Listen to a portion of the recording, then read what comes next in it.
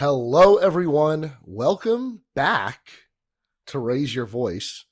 It's been a while. I think I went dormant throughout most of the offseason. We dropped on the D-Rays Bay Podcast Network a couple of Who's on Worst episodes. But I think the last guest I had on was Darby Robinson. And Darby, we're back in a somewhat different capacity.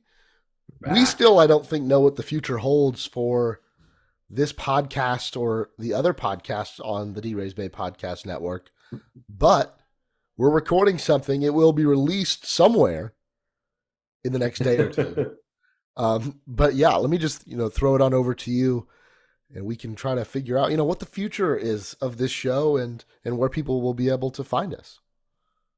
Yeah, I think this will be just one of those things where we are kind of expanding. I think in the last Who's on Worst, we sort of talked about how kind of like Fox Media was sort of dropping support for all of their brand podcasts, or most, like 90% of them.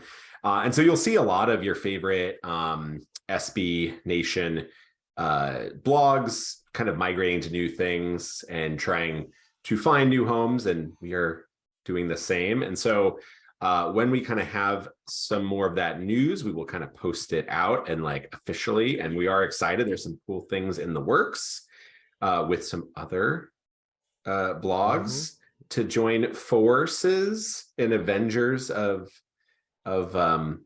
sports blogging fame. So some fun stuff, some good stuff. The good news, basically, for those listening, at the end of the day, you're still going to get some amazing content, and you're going to hear from us about the Rays. You're going to hear from us and Ashley about really awful baseball movies, and hopefully some other good shows coming through this feed. So the season's upon us, and a new season for the Rays and a new life for D-Rays Bay podcast galore network stuff. And I think I still fully expect, we're still fully part of the D-Rays Bay community.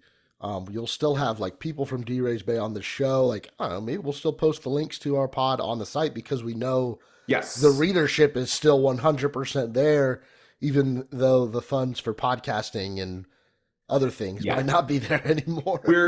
We are very lucky. The physical site is still supported in terms of still hosted, still there. You can find it the exact same place. You don't have to find a new website or anything like that. So that's all good. But in terms of the podcasting world, the audio realm, you can still read all about it. And if you get your content about the Rays from D-Rays Bay, first of all, thank you. And thank you for being loyal for over the years. This is how I got started, was reading D-Rays Bay and just logging on and finding cool stuff. And so, if you still go log on there, there'll be links to this. So this is maybe how you're listening to it. So, hey, this is just a whole bunch of stuff. We'll stop talking about the administrative part and get to the actual baseball, because there's some good stuff to talk about. But just want to say thank you for following us to whatever platform.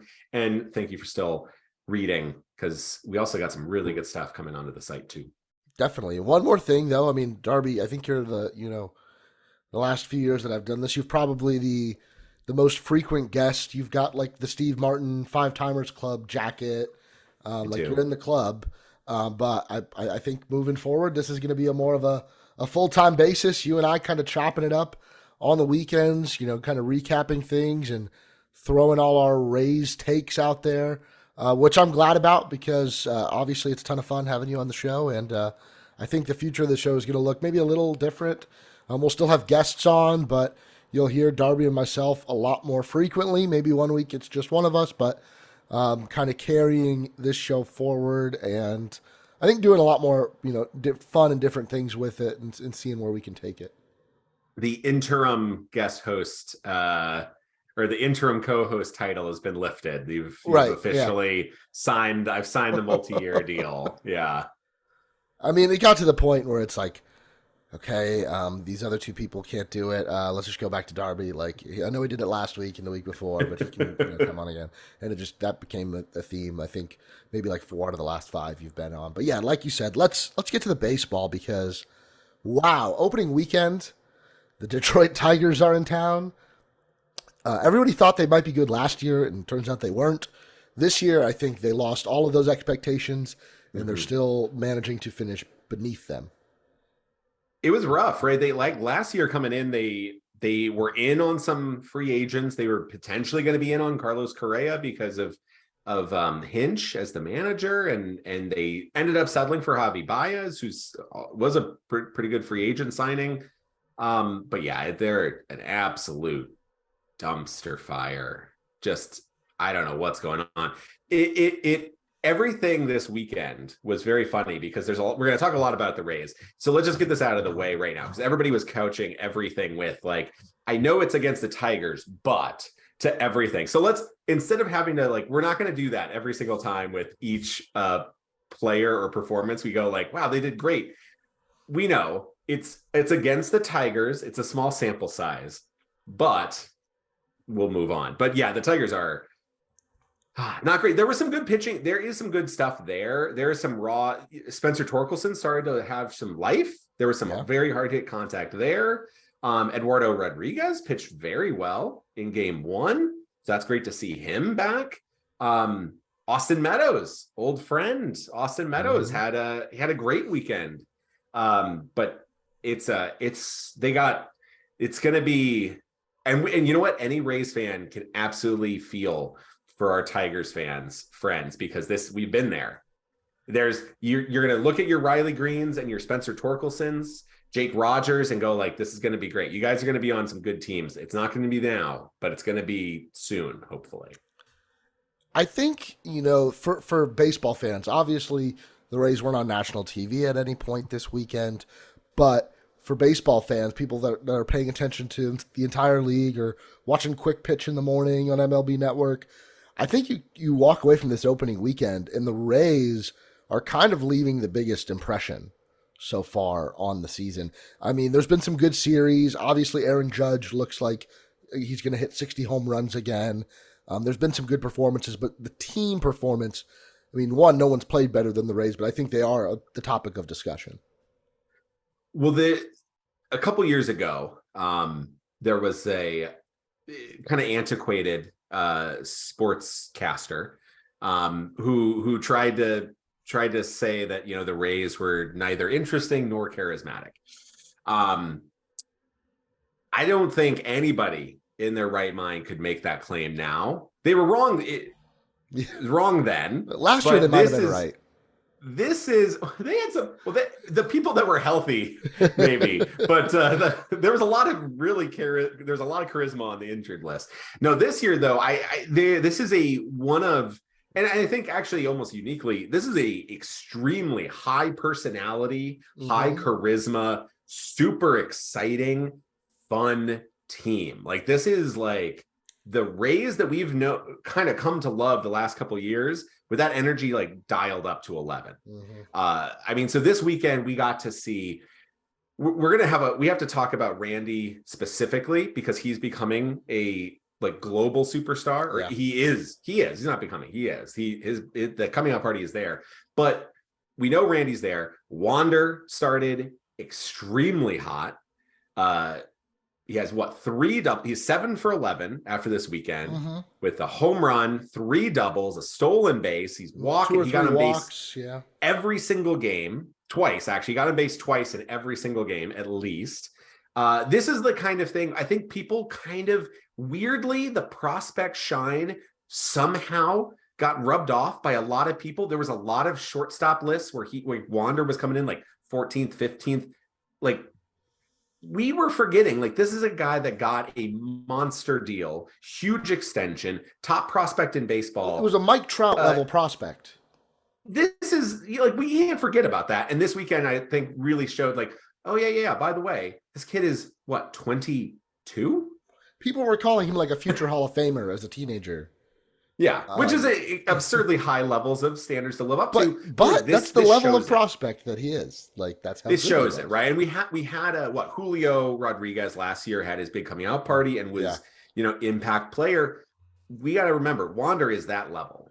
Like this is a guy who was the best prospect in all of baseball for a very good reason, and he showed it this weekend. We saw Jose Siri I mean, he's already given us some memes, some like great meme templates forever, showing off the El Rayo tattoo, the lightning bolt there. He had a big hit, an RBI in every single game over the weekend. He hasn't even made a huge highlight reel catch yet because the Tigers didn't make enough contact to really have him do that.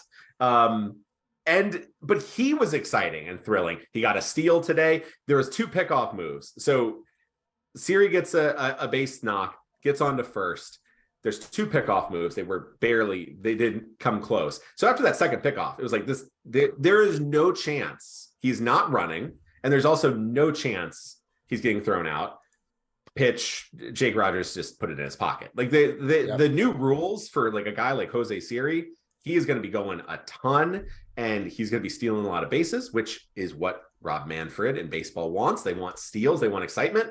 Bam, Jose Siri. Yandy Diaz is elevating baseballs. He's getting on base. Brandon Lau is back. He's smacking balls all around the infield.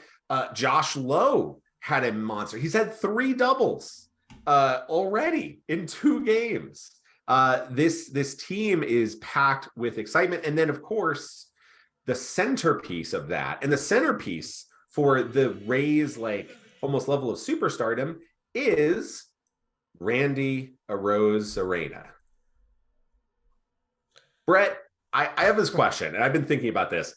Is Randy Arozarena the biggest superstar, at least in terms of pop cultural impact, that the Rays have ever had? Is he the most famous player that the Rays have ever had?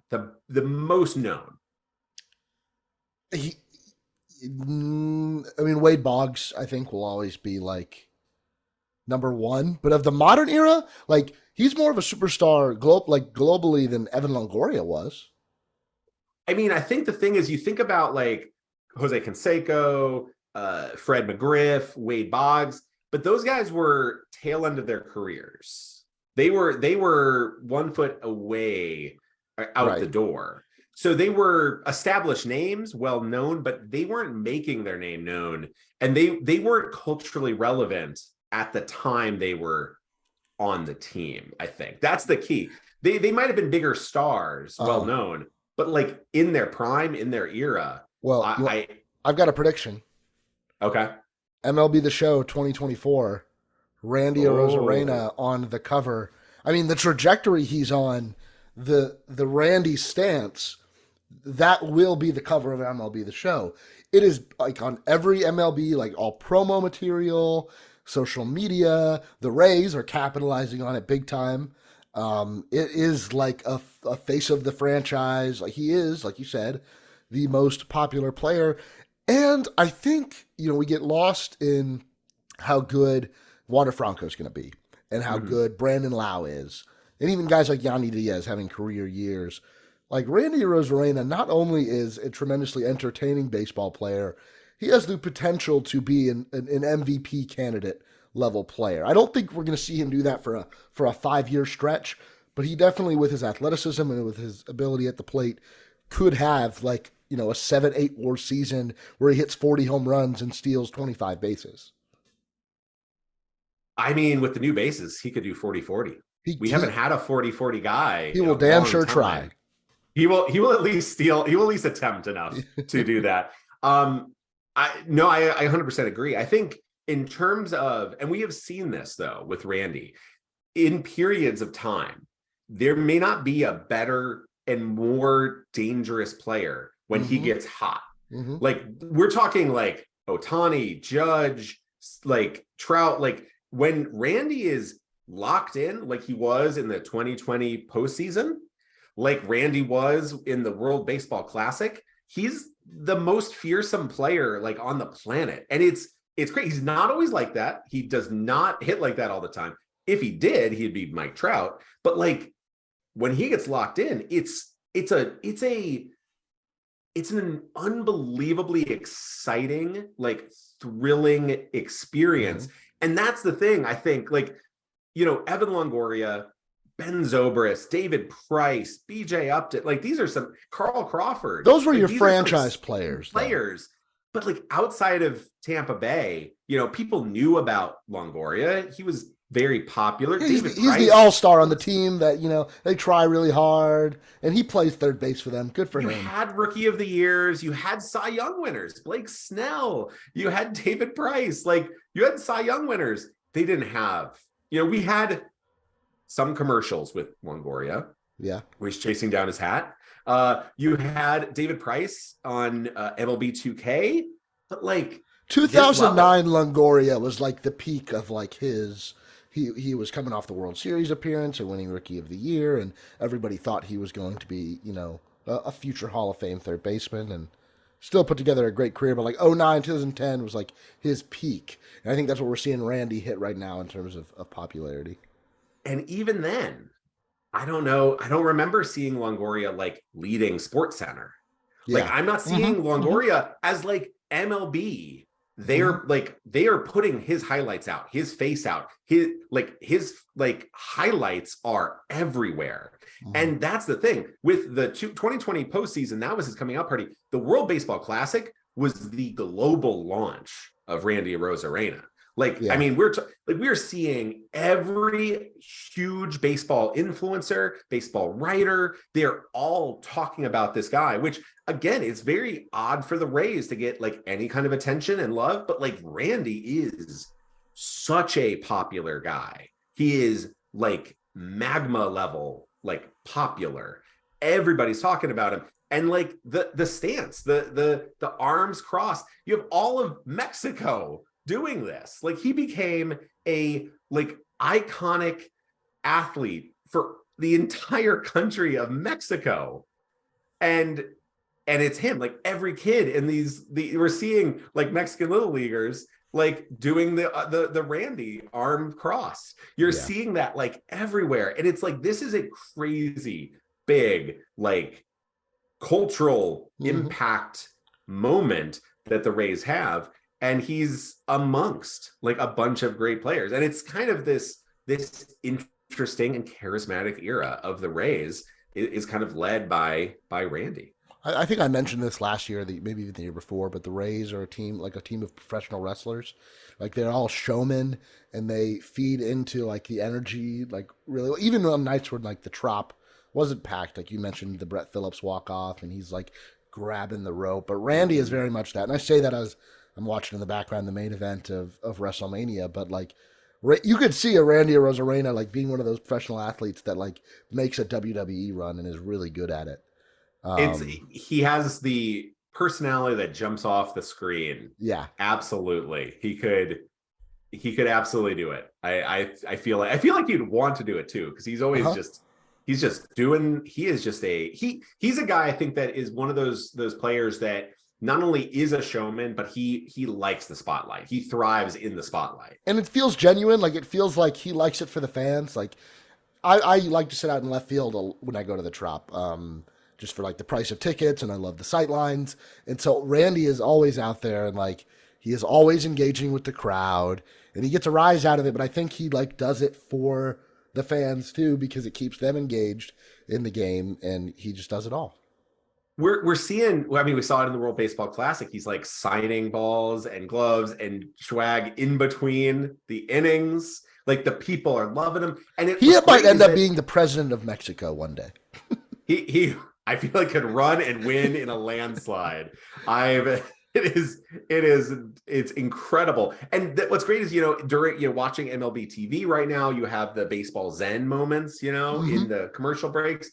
Like, half of them are Randy highlights from the World Baseball Classic, him signing balls, and you're seeing like the faces of people. It's like it is like he's the Pope. All right, it's incredible. It's insane. And I know I said earlier he could very well have an MVP type season, but I think realistically right now you'd still probably call him like the third or fourth, maybe even fifth best player on the team. If you include the pitchers too, like you've got Franco, and maybe you'd still take Brandon Lau, and then Glasnow and McClanahan, and then you're like, okay, now I'll take Randy if you're doing a Rays draft. This is, and I think we got to sort of talk about this, is this team, this Rays core right now, we're in a very special time. We're in incredible special time. So, opening day, it was kind of wild. We were sort of chatting about, and we were writing about the spring training battles and camp battles. And this is one of those weird years where, like, going in, we weren't really, there was a couple of camp battles to talk about. We were talking about like the last spot in the bullpen and like the lefty platoon bat for the bench and like a utility guy. Like, that's it. There was nothing. The starting lineup, pretty much 7 out of the 9 spots locked in. Well, this is what happens. Locked in. Bullpen locked in.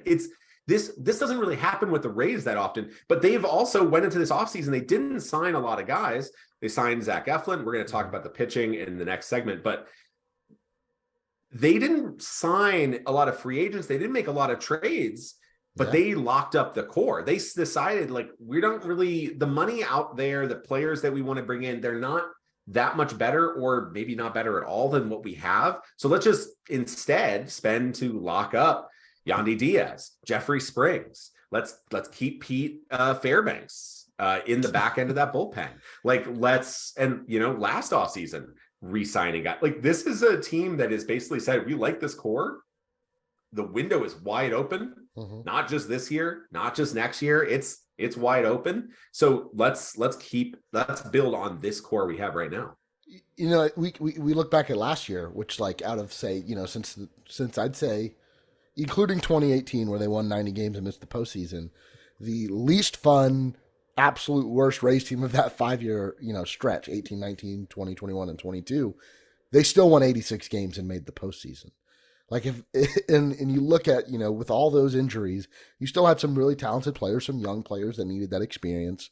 But right now, this is what you get for having the best farm system in baseball for about a 3-year stretch. And yes, you can look at some of those top end guys like the Brendan McKays, who I think we can call a bust at this point. His career will not continue with the Rays, and I don't know if he'll ever have significant playing time in the big leagues. He's still in the org. He's still in for the now. org. I think it's kind of like a favor at this point. It's tough, right? You had a top 5 pick. It didn't work out. You needed impact. Impact. You picked a college arm that had just been run into the ground at Louisville, and you paid the safest player though, because it was definitely, like, as a pitcher, safest. I mean, he was big league ready when he was drafted. Safest floor. And that's what happens. That's baseball. That's prospects. It's rough. But they had the prospect depth that not only could they bring up, but they can, trade a Matthew Liberatore to bring in the Randy Arozarena.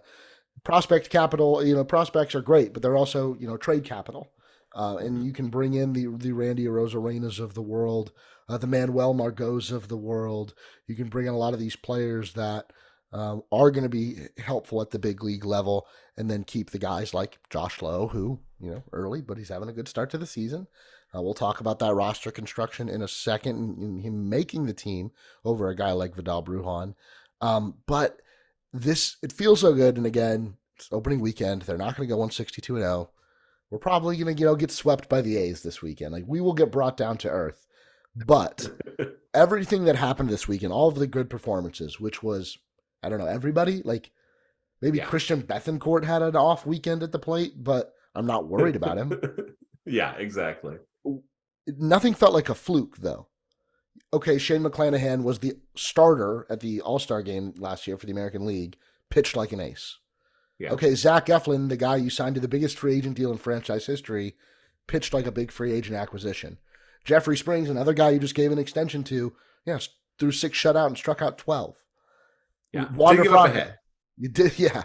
Wander Franco hit like an MVP candidate. Randy Arozarena came in through in big moments. Brandon Lau found ways to get on base.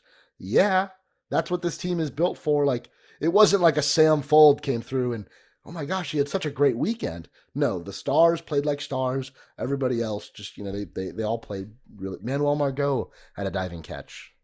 They got contribution. Like, Luke Raley contributed a 2-out base knock single, which is great. But like, if Luke Raley went like 5 for 8 and had, like, if he had like a Trace Thompson three home run game, Like you'd be like, wow, that's awesome. I'm still not necessarily buying Luke Raley as now the like 30 home run middle of the order bat. But like when, like you're right, like when Wander and Randy and Yandy and Brandon Lau and Shane McClanahan, those guys are performing, and like Pete Fairbanks is locking down. Oh yeah, obviously the team invested in money in all of those guys. These guys have performed before. It's one of those things where your priors are justified because they played well in spring. They played well last year. They play, it's like when this team is healthy, and that's kind of a thing coming into this year, right? They didn't make a lot of changes. They kept the core. A lot of people after last year, after like you're right, it was a grind, right? The September was a brutal month because the team did well enough to be in position to win the wild card, but they were very hurt, so they needed to try to get healthy, and so they were just basically kind of coasting and trying to get healthy down the stretch. You probably rushed a couple guys back, like Wander and Yandy. And it was a rough go. You like kind of stumble into the postseason. You pitch extremely well against Cleveland, but you lose 2-1 and 1-0. And you don't score enough runs, and you go to a huge extra inning game that keeps on going, and you don't score. And you're like, okay, you didn't add anything. But the thing is, the team did. This team didn't have Brandon Lau. It didn't have a healthy Wander. It didn't have any contributions from any of those young players like Josh Lowe. It didn't have a healthy Manuel Margot. Like these are huge key pieces to this team. I don't even know how healthy Shane McClanahan was. And he was tired down the stretch. Yeah. You really did not have the team built the way they thought. And I think that's where, when they re-rolled this kind of club this year, I think that was a sign that like they saw 2021 as much more accurate than 2022. And so 2021, they were the second best run producing offense. They scored the second most runs to just the Houston Astros, and they lost that at the very last day of the last game of the season. They were one of the best offenses in baseball in 2021 because up and down the lineup, they got contributions. This series, like this weekend, there was contributions from everybody. It was a deep lineup. It was a lineup that was unrelenting, and it was an unrelenting lineup to a team like the Tigers because they're just, you didn't have bad at bats. You didn't have easy outs. You had guys that were like making contact, putting the ball in play. They were getting some good exit velocity numbers. They were actually driving the ball, and it was top to bottom. It was just hard to get out of innings without damage, because even at 2 outs, the next guy up could do damage. And we're going to get definitely called like marks for the front office. We're just absolutely shilling for them. But I almost wonder if this was not a big master plan, but they kind of went into the offseason a little more vocal about their need for more offense. You had Peter Bendix and Eric Neander, go on these radio shows and do these different radio spots and say, we're looking for offense. We scored a lot less last year. Maybe a left-handed bat. I think Peter Bendix said, we're looking into a left-handed bat, which was very unraised, discussing what their plans are going into an offseason. And so that set them up for a lot of criticism when that left-handed bat didn't come. But I don't know if maybe it was a bit of a false flag, and they were just trying to, show one thing and do the other, because yes, I'm sure they were in on these guys, and yes, there were definitely some guys that I'm sure they wish they could have signed, but they weren't going to get into a bidding war and get sucked into a contract that they didn't want to pay or that Stu wasn't willing to pay. I think with this, I definitely don't want to say that like it's the right move to just like keep everybody. I think there was definitely some guys that I really wanted coming into the offseason. There were some guys I didn't really want. And I think it's totally fair to not necessarily want a player for the price tag that they got. And that's what free agency is. It's not that people don't deserve it, because if somebody paid you, they deserved it. That's the market. They set the market price. But like, there's a difference between like X team can spend more and I don't care how much, Stu Sternberg spends, that's fine. That's true. I'm not worried about his bottom line. He's going to be fine. He's going to sleep on some very high thread count sheets, I'm sure. But like, I can also think like Jose Abreu at his age, at the years that it took Houston to get him, at some very troubling trend lines in Chicago, I can be like, I don't know if I want to. Not with Kyle Manzardo just around the corner or Curtis Mead. Like, maybe let's not go. Like, maybe let's be in for like a year or two, but 4 years? Okay, no, never mind. I'm out. Michael Brantley, I was very vocal. I wanted Brantley. He went back to Houston. I don't know if you can really beat that because I think he's very comfortable in Houston and his family's there. I think that's one of those things where maybe he was always going to be there. You had a guy like David Peralta who could have been an impact player you bring back, but then you think, is he better than Josh Lowe? Is he equal to Josh Lowe? And if he is equal, is that worth basically giving up on Josh Lowe or leaving him down in Durham where he's not going to necessarily improve? I don't know. There was a lot of things where it was like you make maybe a big swing towards a Brandon Nimmo, and when the Mets go out over the top on that, you go, okay, whatever. We know what we have. We know what it takes to beat that. Let's see what we can do. And maybe some trades didn't even materialize. Maybe stuff is set up. Like we really don't know. Like this team is never like finished. It's never like a fully baked in product. It's not like the Padres, which have basically signed, or the Braves, which have signed literally the top 9 for the next 8 or 9 years. There's a core here, which is very there, but there's some things on the kind of fringes and the peripheries that they're kind of always tinkering with. And that's fine. That's cool. I think coming in, I thought there was a difference between, I would love to add another veteran bat or another player that could maybe raise the floor of the team.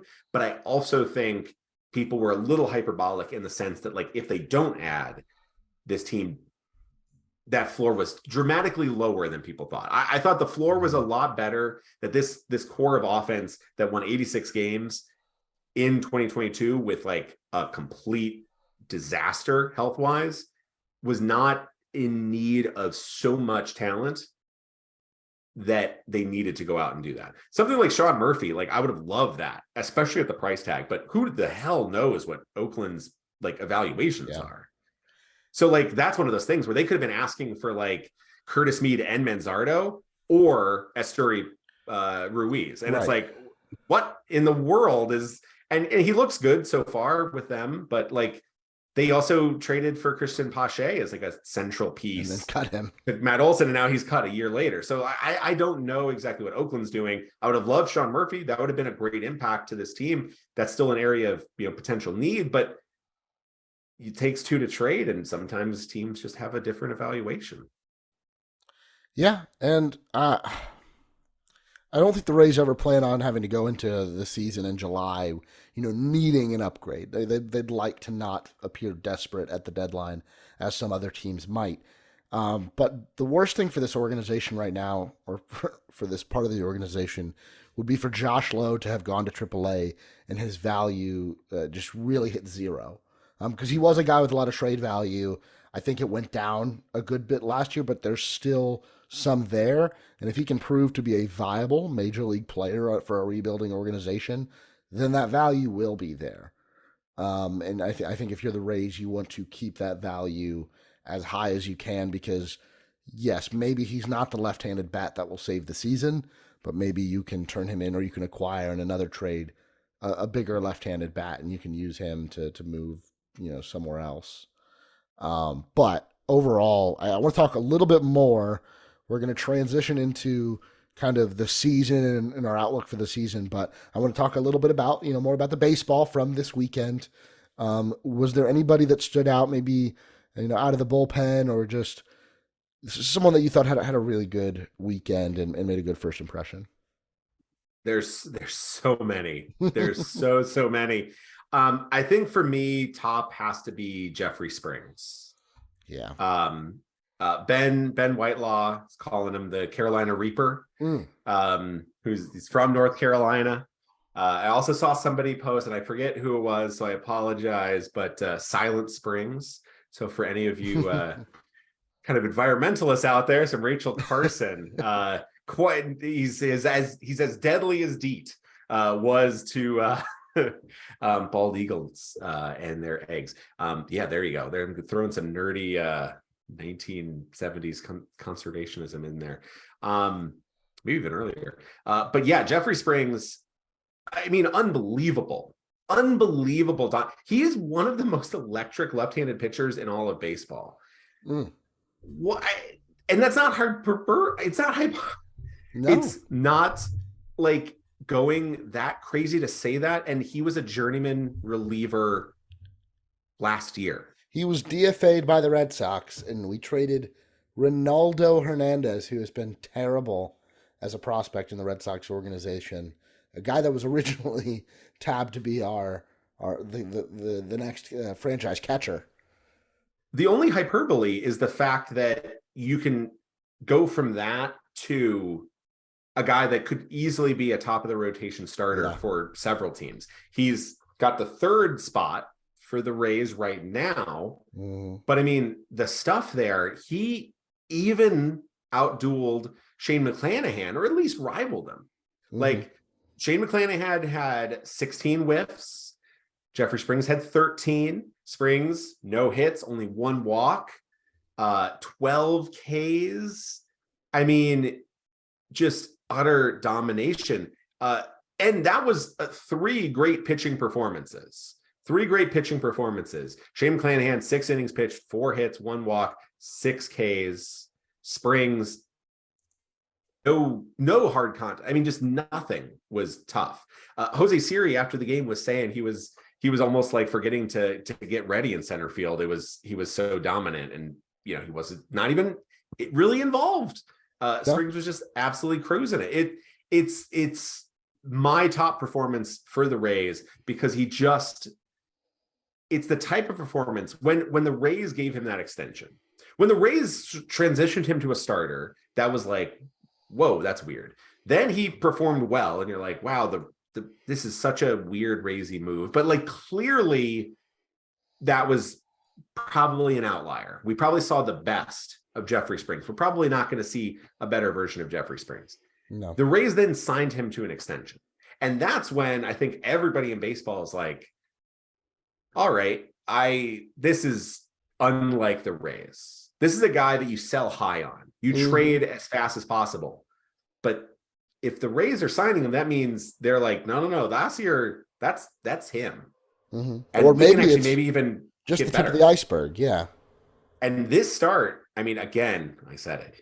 It's against the Tigers, but holy moly, what an absolute stud performance from Jeffrey Springs. And I'm excited to see where he goes. Some of the pitch shapes, the command and the movement, it's absolutely unfair to throw him out there. And that's your third starter, potentially your fourth starter when Glasnow gets back.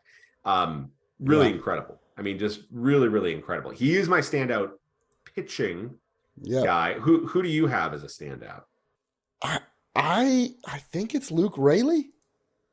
I mean, really? Oh, I love it. And just from like expectations, I know he had such a great spring, and hit 5 home runs or whatever in the spring, and just came up and looked like a big league hitter. And I was impressed with times last year what he looked like. And I think what I'm most impressed is how the Rays are going to manage having him and Josh Lowe on the roster together, because for the longest time the discussion was, is it going to be Josh Lowe or Luke Raley? Are they going to have to find another home for Josh Lowe? And then, Luke Raley's going to get that job because he just looks a little bit more like the finished article, or vice versa. If Luke Raley had been DFA'd at any point last year, none of us would have batted an eye. This year, Vidal Brujan is very much healthy and could very much play in the big leagues right now. But they chose to use this magical fourth option that I didn't know he had. I don't know many people knew that he had going into this year. So they put Vidal Brujan down in AAA, and they start the year with both Lowe and Raley. And they both got at-bats this weekend. I think Raley had 7 plate appearances and Josh Lowe had 5. So pretty even split. And I really like the way the bench is set up, and it feels like Darby a little bit of a departure from the Rays valuing defense and versatility as much. They are very much the same type of player, but they're both crazy athletic. They are both good base runners and fast, and they can both play a pretty decent outfield. And so to have two of those guys, and the upside is there with the bat. It feels like there's a lot more focus on offense with this roster construction right now. But the defense isn't taking, like, I don't know, is Vidal Brujan a good big league outfielder? I'm not convinced. So I'm really into this roster construction right now and the offense focus of it all to start the season. What's interesting is that they're getting a lot of people involved. They're using a lot of subs. They're getting people involved. They're able to kind of move people around, and it's kind of wild. So you have like Luke Raley and Josh Lowe finishing the last two games. Raley at first and Josh Lowe in the outfield, getting to finish the three-headed Randy arm cross pose in the outfield. It's become the thing, which again, Josh Lowe is doing his good job trying to keep as cool as Randy and Jose Siri out there, but he's doing it. He's got his headband on. But they're out there. You're seeing Paredes, you're seeing Walls, you're seeing like the whole bench get involved and be used and utilized, and you're seeing platoon matchups. You're seeing pinch hit opportunities. You're seeing pinch run opportunities. In the first game, you had, Yandy, who got on base again, get to second, and then he's pinch hit or pinch run for with Taylor Walls, who's then going to take over for defense. Then you could move Isaac Paredes around on the other side. There is a lot of versatility there. The bats, though, are kind of the ones that are taking center stage. The pitching was incredible though this weekend. I think you didn't really need the defense that much. Yeah, 6 of your 8 relievers pitched, and like they all did well. And it was just, and again, things went. Maybe all 8 relievers got in these first 3 games. Actually, I think everybody was used. Yeah, Fauché, Kevin Thompson. Kelly, Beeks got used today. Thompson and Beeks were today, which was the last of them. So yeah, you had everybody used. Nobody was overused. Only Fauché was used twice. And again, there will be a day where the bullpen blows up and everybody threw 20 pitches the night before, and Zach Eflin gets lit up for 8 runs, and you're like, what do we do? This weekend is not going to be what the season looks like. Baseball wouldn't be as fun if this is what it looks like. Right. It would be for Rays fans, but everybody played their role. And so I say Luke Raley as my pick, as he didn't light the world on fire, but he played his role, and he did an okay job for an opening weekend. And I think 1 through 26, this team is built for the long run.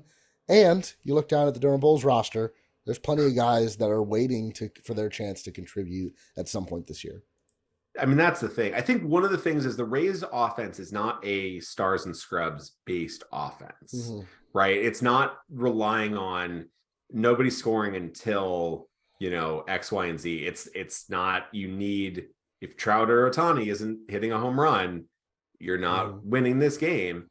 It's a team that has a very strong, top 4 when you got Yandy, Lau, or Randy, and Wander. But then I think that's where somebody like Luke Raley is interesting, is this lineup is built to be the nobody sucks lineup. Like, if you can avoid no sucky players, no players that are bad, that are just a strong negative. And that's how they built such a good offense in 2021. It was a bunch of guys where it's your worst player is a 90 WRC plus, a very solid replacement level bat. And nobody is deep into the negative. Nobody is giving you absolutely nothing. And that is how you can really extend games. And you can get something, in the second game against the Tigers, the Rays lineup had a top four: Yandy, Lau, Randy, and Wander. Great, all some of the best players they have. Then it was Luke Raley is the DH in the number 5 spot. Yep. Jose Siri at number 6. Taylor Walls at number 7, Josh Lowe at number 8, and then Francisco Mejia at number 9. So that's like your section. Like, okay, in that game very early on, you had Yandy and Lau and Randy and Wander all get on base, right? They were just like getting on base like constantly, and they were getting into scoring position, and then it was relying on that crew to do damage. And Yep. and that's where it happened. Is suddenly then you get like a big hit from Jose Siri. You get a big hit from Taylor Walls. You get a couple of big hits from Josh Lowe. You get like a nice single from Mejia that would have probably been gotten in the shift last year. You get a lot of these things where it's like you just need 1 or 2 hits from those guys. You don't need Jose Siri to go 3 for 5. He just needs to get like 1 big hit, and then suddenly the next guy gets a chance. Because then if Jose Siri's getting a hit, maybe that scores a run. But then once he's on base, he's going to be in scoring position. Yeah. It'll take him a second, but he'll get to second. He might even try to steal third. And we saw in spring training, maybe he'll steal even home. He's going to just be a threat. You also have him oftentimes batting 9th, and Yandy's at the top. If he can get on base, suddenly Yandy can get a gap ball, Siri's scoring from first. It's a lineup where there's not a glaring hole. And if they can avoid that, then this offense will click. You don't need Randy to go spotlight Randy to carry you. He can have a bad game. You can have Lau have a bad game, and you can still put up runs. And with this pitching, you really don't need a lot of runs, but you do need some. And I think this is a lineup that actually is built really well for, like you said, the 162 game grind. They're a team that just needs to be able to contribute, get enough contributions from everybody. And if somebody has to go down, or somebody's struggling, or if somebody gets hurt, you have some high level depth in Durham. You do. And I think just getting back to the season, this offseason felt like, I think, a disappointment. Even those who took a realistic approach to it, like, oh, you got involved with some big names again and just couldn't make it happen. But getting this reminder this week is not only how deep the major league roster is, but this farm still is so impressive. And it's been a good start to the season, and we mentioned it earlier. You get the Nats next, then you get Oakland. I mean, this is a very good setup to start the year, and all the other teams in the division will play these teams too. But to get that lead out, you can keep the winning ways up to get out in an early lead in the AL East. Man, that's going to feel really good. It's every game matters. It's a balanced schedule now, or a bit more balanced than it was. And so, yeah, you just want to the thing is, everybody, like you said, everybody gets these teams. Mm-hmm. And so it's really important to win these games. They count just as much as the games that they're going to face against the Yankees and the Blue Jays and the Orioles and the Red Sox. And to win them, where you only need to use your A bullpen. If you only have to use your A bullpen once in the weekend, like, that's the bigger win.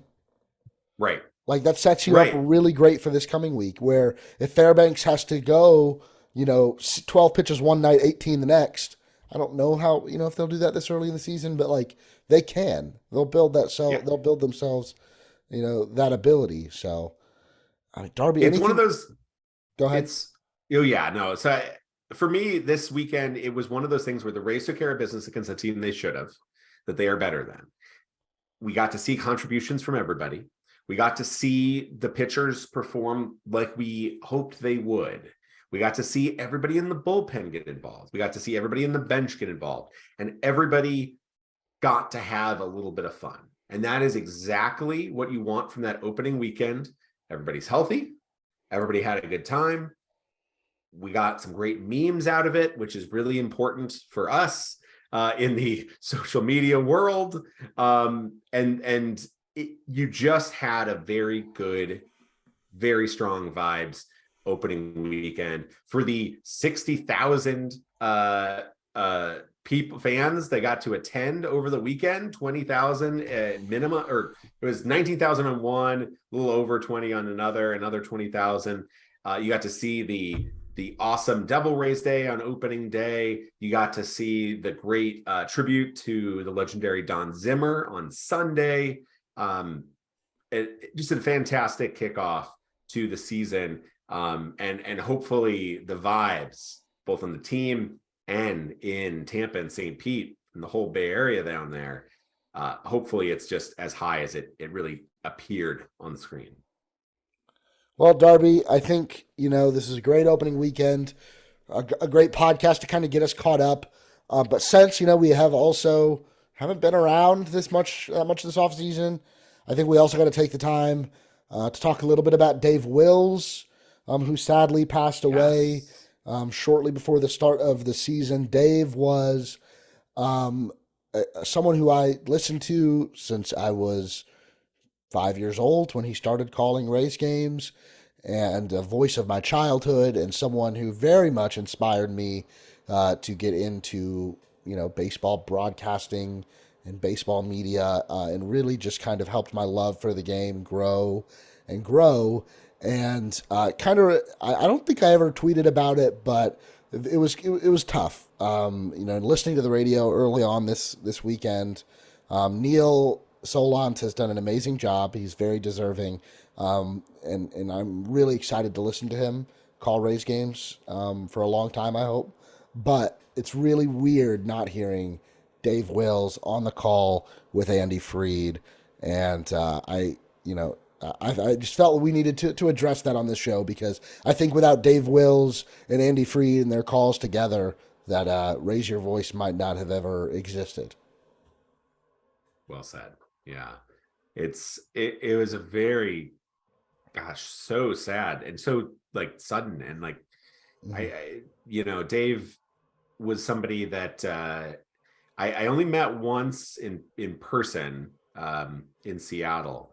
And I mean, I think everybody always sort of talks about it, right? That knew him much better. And he just filled up a room. He just lit up. He was just a big personality, a lot of charisma, a lot of just a boisterous guy who just made everybody feel welcome and, seen. Yeah. And I think there's a reason why somebody like Dave Wills, passing has such a big impact. This because he lived a life that was full, and he left a big impact in a lot of people. And I think it's a tremendous loss, obviously, to the Rays community. It's a tremendous loss to the broadcast community. It's obviously a huge loss to his family and his friends. And but he is somebody that will be kept alive through a lifetime of great stories, great memories, and some great amazing calls, amazing calls. And I think that's something that, as a broadcaster, as somebody who kind of had a life in baseball, he's somebody that will be well remembered, enshrined in baseball history with some legendary moments and calls, and that's great. And they'll be the patch for Dave on the Rays helmets all year. There's going to be later on this season against the White Sox, there'll be a day dedicated to him. It was some pregame ceremonies, I believe, because Dave also worked with the Chicago White Sox in his career. So two places that he left a big impact on. Definitely. So I think that is going to do it for this week's episode, the first episode of 2023 of Raise Your Voice. For Darby Robinson, Brett Rutherford, wherever you are listening to us, we don't even know where this is going out. Please stay tuned to our social media accounts at BG Rutherford99, and Darby, yours is? At Darby_Robinson. At Darby_Robinson, and at D-Rays Bay. And draysbay.com. Tons of great content will still be coming there. You can still hear from us through those channels. But in terms of where you're actually downloading this podcast, that is to be determined. Thank you guys so much for listening and coming along with us on this journey. And we'll talk to you next week.